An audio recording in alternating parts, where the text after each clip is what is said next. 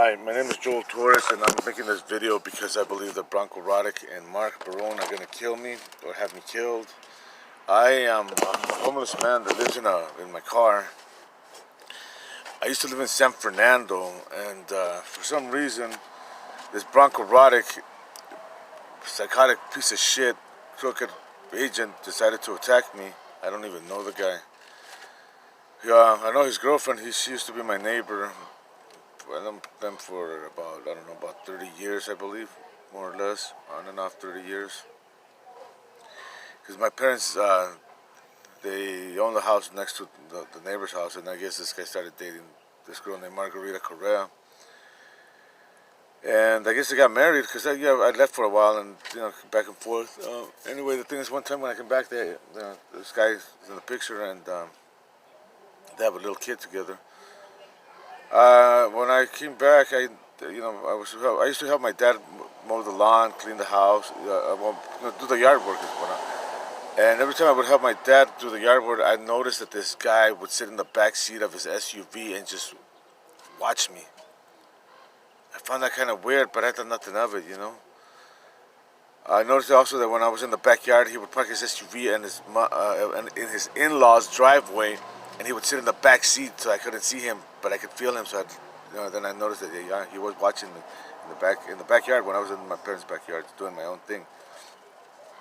Time went by. This guy disappeared. They moved. I don't know what happened.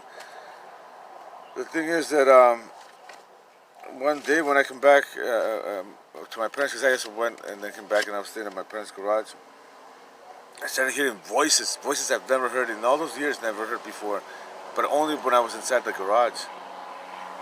And then they used to mention the name Mark a lot, Mike, and Robert a lot.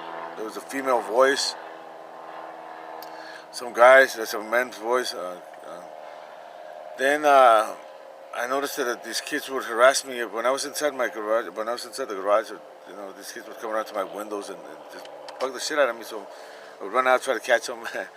Run out for the door and try to catch them. I never did catch them. They would always run into the neighbor's kitchen, the back door in the kitchen.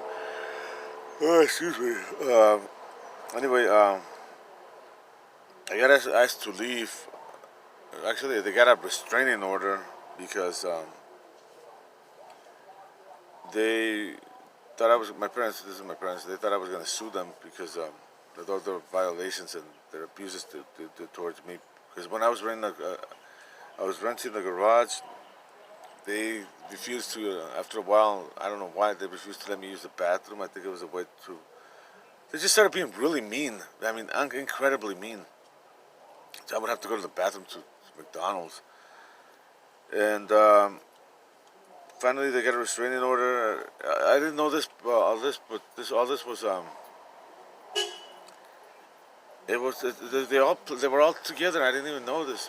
I was under attack and I didn't even know it.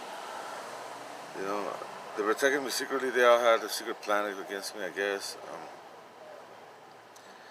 The thing is that I got asked to leave. I became homeless, and my girlfriend, she let me stay in her car for a while, and then she got me a place to stay in Sylmar at 12569 Telfair Avenue in Sylmar.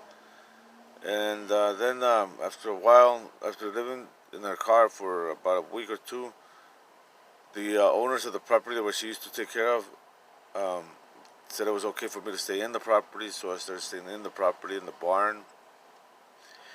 The agreement was that I'd help, 2 hours a day to clean up the property, and I could sleep inside the property instead of on the street. So that's what the deal was. And then after 2 weeks of staying in the property, to my horror, I come home and get inside the barn because I used to sleep in the barn. I hear Branko Radic's voice talking to a girl. Her name is Erica Correa. These people were my neighbors in San Fernando. What the hell was going on, I didn't know. But all I knew was that they followed me from San Fernando to Sylmar. One day I was inside the barn and I hear Erica's voice showing people, I don't know who these people are and I still don't know who they are, showing them me inside my barn, inside my room, because that's my room. And she was telling them, look, this is what he does, and this is what he watches. And at that moment I realized that I was under surveillance. inside my own room. At that moment, I promised myself that whatever happens, I'm going to make sure that they wind up in prison for what they've done to me. Because these people have ruined my life and have absolutely no respect for my constitutional rights. They violated my privacy. They stalked and harassed me.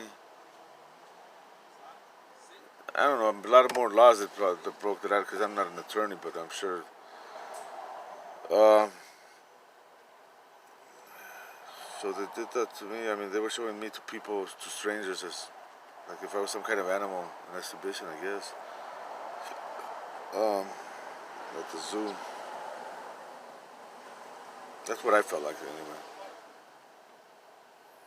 So now I believe that because after Telfair I became homeless again, and I the Arvizu kids. Oh my God, those kids are fucking. They're terrible. I mean, I don't think guys should send bad people to hell. I think you should send them to the Arvizu's house. Because those people, those fucking assholes, they can torment a person like you wouldn't believe, and they get away with it because they have relatives that are cops, and the relatives that are cops, well, they're protected. They don't get to do it day and time. Especially the tall one, the 6 foot Hispanic kid. I don't know his name. I call him Paco, but I know he's an Arvizu. Paco Arvizu. Let's call him Paco Arvizu. Um, this kid has shot at me, right? And one of his sisters, I believe, is a cop, and she's the one that's protecting him. And Bronco Roddick has shot at me.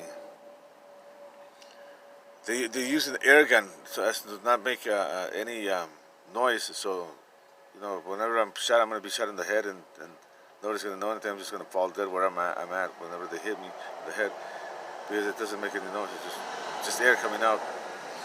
The thing is that these kids have this kid. Bronco's not a kid. Bronco's a cop. This other kid, he's not a kid either. He looks like a kid. He's about 18 to 20 years old, 140 pounds, male Hispanic, thin built.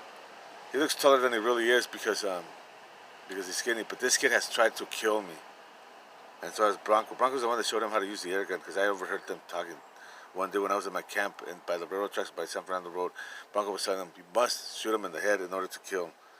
It's got to be a shot to the head." And I didn't even know that at the time, but they were talking about me until one day when I was at the park, and a lady gave me a flight to go to a homeless convention. There was a lady at the homeless convention when I was in line to get in, talking to these other people about how in the homeless convention there was a hostage situation where the police were using an air gun to shoot the hostage taker so that they wouldn't hurt the hostage, and that every time the hostage taker was hit, you could see his shoulders go backwards, but no blood would come out because they were using an air gun.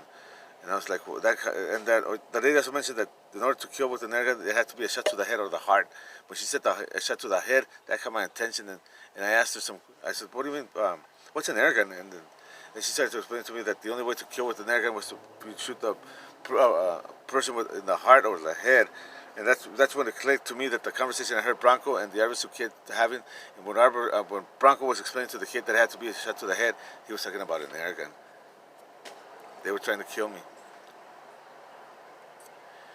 The night before that, the lady gave me the flight to go to the homeless convention. I was sitting in front of my tent when I saw the palm tree leaves in front of my tent go upwards and float, something like some flying objects fly by that left side of my head. That means that they shot at me with an air gun the night before, and they just barely missed. So anyway, I don't know what the hell. I mean, the law enforcement agencies here in the United States, they're a fucking joke. I try to make police reports 9 times, I've been denied. I call the FBI, they hang up on me. The famous FBI. It's not like you see on television. Not at all. The system here is a fucking joke, and it's run by a bunch of privileged criminals. It's corrupt. I mean, corruption here, it's unfucking believable. The families of these guys can get to do whatever the fuck they want. They can kill you and get away with it, and nothing will happen to them. Same with these guys. This Mark Barone, I mean, this guy, he's like a mob boss. He runs fucking some of these fuckers, and they go around killing people. I know because one of them is trying to kill me, the Bronco Roddick. And this Mark Barone, he's like the Godfather. He sits in his office, I guess, in his house, wherever, and gives out orders. Okay, kill me that guy, kill me that guy, kill me that guy, and people are paying him. I'm one of the guys on the list. And the FBI, they're a joke. They have no idea what's going on. They're probably sitting in their office over there having coffee and donuts, or with their thumbs up their ass, hanging up on people that need help, calling them. That's the truth.